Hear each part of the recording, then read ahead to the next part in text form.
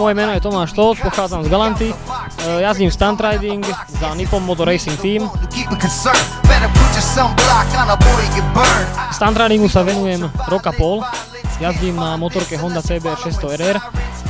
Momentálne mám ešte jednu takúto istú motorku, len je v štádiu vývoja, takže ešte sa na nej pracuje.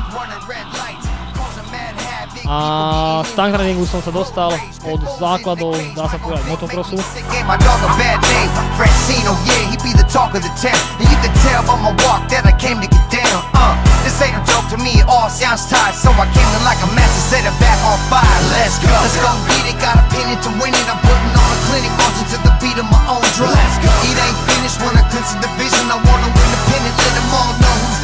Človek na to, aby začal s takýmto športom, potrebuje určite odvahu.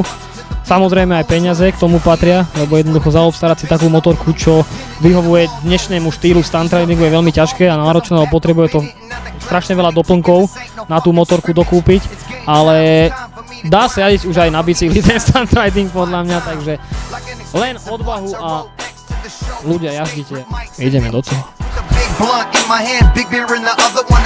Of the night, like a young Kiefer Sutherland. That's how I do it, but I ain't Montel Jordan. Smoke so thick in the booth when I'm recording. Truth so thick on the loose up in Oregon. Ricky, you the shit's what I hear when I'm touring.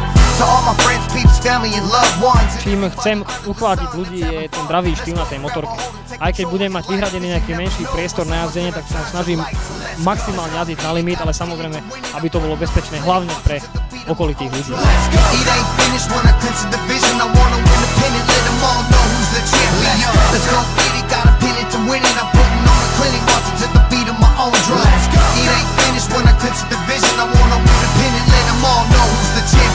I'm out of here, out of this atmosphere. In other words, go long, cause I'm throwing them bombs, yeah. I'm out of here, out of this atmosphere. In other words, now you see me next second, I'm gone, yeah. I'm out of here, out of this atmosphere. In other words, go long, cause I'm throwing them bombs, yeah. I'm out of here, out of this atmosphere. In other words, now you see me next second, I'm gone. Zranenia patria k tomuto športu. Samozrejme, motorky sú nebezpečným športom, ale treba sa tomu venovať, treba to veľmi často trénovať a jednoducho potom sa dá tým zraneniam vyhýbať.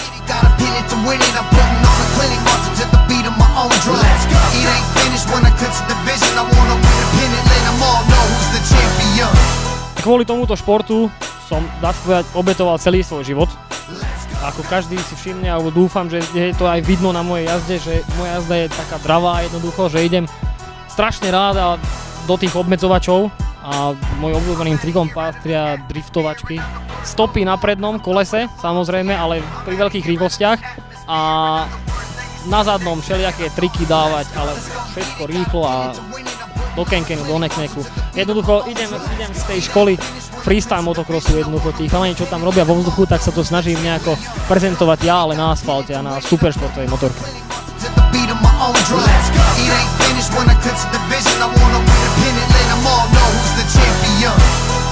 Mojím cieľom je určite dostať sa do zahraničia a byť známym.